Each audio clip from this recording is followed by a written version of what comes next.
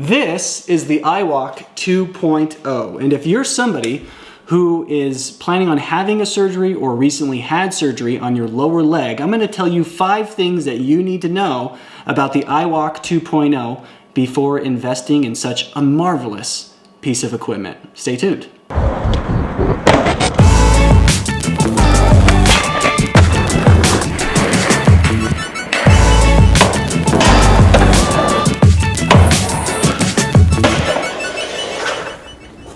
That is the best it could have been. All right, hello, my name is Monico. I am a skateboarder by trade and just an overall active, athletic type of individual. And about 5 weeks ago, I had surgery on my left ankle. So leading up to the surgery, my ortho recommended that I look into some crutch alternatives like a knee scooter for ambulation or mobility purposes. He recognized that using crutches for 6 weeks would, and I quote, be a pain in the ass, which they absolutely were. After about 5 to 7 days post-surgery and using these God-forbidden crutches, I was completely fed up. Moving around, it was very taxing on my armpits, even when I used them correctly. My arms were always tied up. I had to map out every single little movement inside the house. Like if I wanted to go from the couch to the kitchen, I had to think of every single other little thing that I was planning on doing because moving around with the crutches was such a cumbersome act. So after experiencing how much challenge having the crutches actually were, I really doubled up on my internet searches for crutch alternatives. The first thing that I came across was the knee scooter. So again, another great recommendation from my ortho. I found an excellent one on Craigslist. So if you're interested in picking up gently used medical equipment that you're planning on using temporarily, Craigslist is a great marketplace to do that. I also looked on OfferUp. But in my head, I recognize that whenever I get medical stuff, I'm only going to use it temporarily. And so paying full price for something like that just doesn't seem like a great option. And also, I'm super frugal. So if I can find a good deal of a pretty much brand new piece of equipment for less than half the price, I will gladly take that option rather than spending full price on something I'm only going to really use for a few months. So I found this great knee scooter. It was great with the exception of its handling. So I did make some modifications. I'll post a little picture or a video of what I had and what I turned it into, but that is for another video. This video is about the iWALK 2.0 and what I think you should know about before you purchase something like this. Now, obviously, go to their website, the iWALK 2.0 website, before making your purchase, because there is some criteria that you're going to want to make sure to check the boxes of before investing. For instance, are you within the weight limits? Are you able to move around with one leg in terms of balance? Assuming you do that, I'm going to tell you some things that really resonate with my experiences.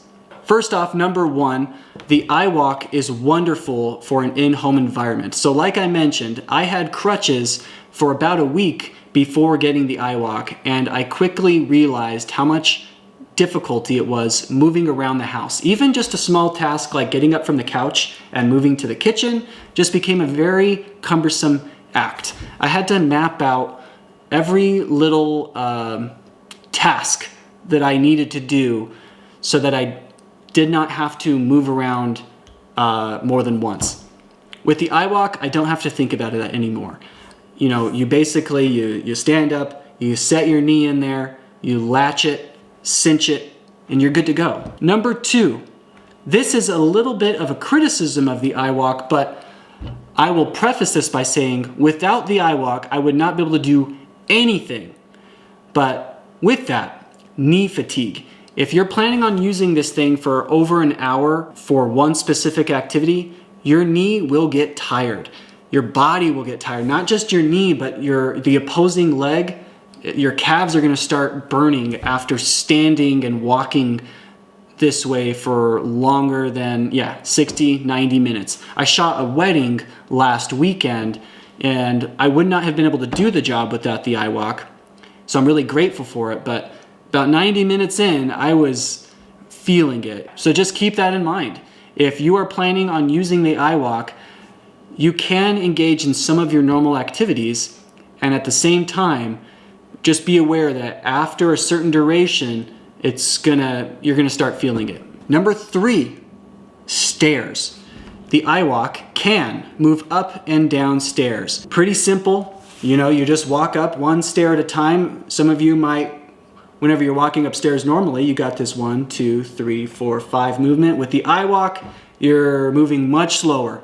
1, 2, 3. You will find that if you're moving up many stairs, your dominant leg, your healthy leg, is gonna start feeling fatigued as you work your way up because it's doing all of the work. So just keep that in mind. When you're moving downstairs, also be very aware that you have a leg that is not functioning and that doesn't have that same capacity to catch the stair to help you move down. I made this mistake moving downstairs once and thinking that I can just walk downstairs like this, okay, and skipped a stair and almost tumbled to my demise. Use your hand railing as you're walking down and go down one step at a time.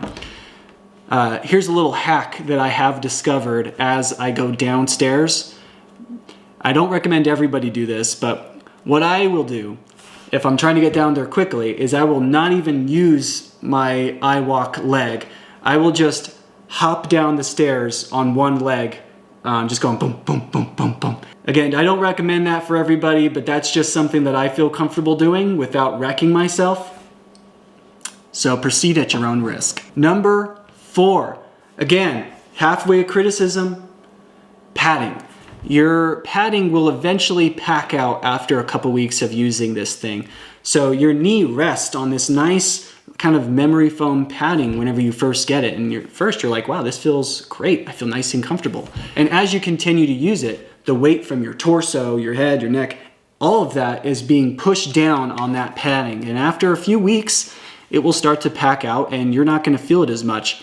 So you might want to invest in additional padding that can keep your knee comfortable as it's resting there. Something that I did is I just chopped up a piece of a yoga mat, folded it, and I kind of just folded it and tuck it underneath here. You can also, let it rest up here. And number 5, by far my favorite thing about the iWALK, is your ability to use your hands. This system is designed to be a hands-free crutch alternative, and it checks every single box for that. Not only am I able to walk around with a cup of coffee in my hand and not worry about spilling it, I could have a camera in one hand, I can carry a laptop. I'm carrying around 30-pound bags of dog food, which would be impossible on crutches. So that reason alone is more than enough to consider the iWALK 2.0. A couple more things you might want to research before you purchase your own iWALK. Whenever I was looking it up online, I started with Amazon, and the price tag is somewhere around $140, $150 for the iWALK 2.0. They also have an upgraded version called the iWALK 3.0 with, it has improved padding, it has a bigger foot, and it has different mechanisms that make using the iWALK that much easier.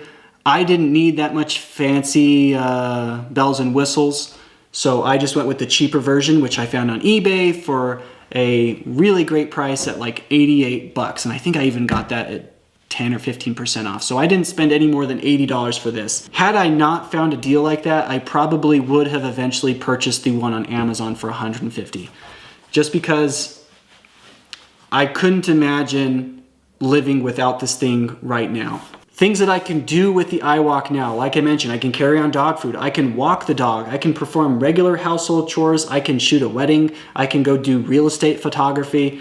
I can do so many things with this tool that I would not have been able to do with crutches. So with that said, if you are somebody who recently had surgery or is planning on having surgery on your lower leg, and part of your rehab process is to not have any weight bearing for over a month, I cannot recommend this thing enough. It is just magical what you're able to accomplish with this thing. It's really easy to get used to. It's pretty lightweight. I don't really have much else to say. That's all I got for the iWALK. I'll have another video for the skateboard scooter monster Frankenstein thing that I created, but that's it for that. Thanks for watching. I hope that was useful. And if you have other questions about the iWALK 2.0 or my experiences, please go ahead and drop a comment and I will give you a thorough response. Have a great day, take care of yourself, do it for those who can't, and I'll see you on the next video. That was a pretty good take. See ya.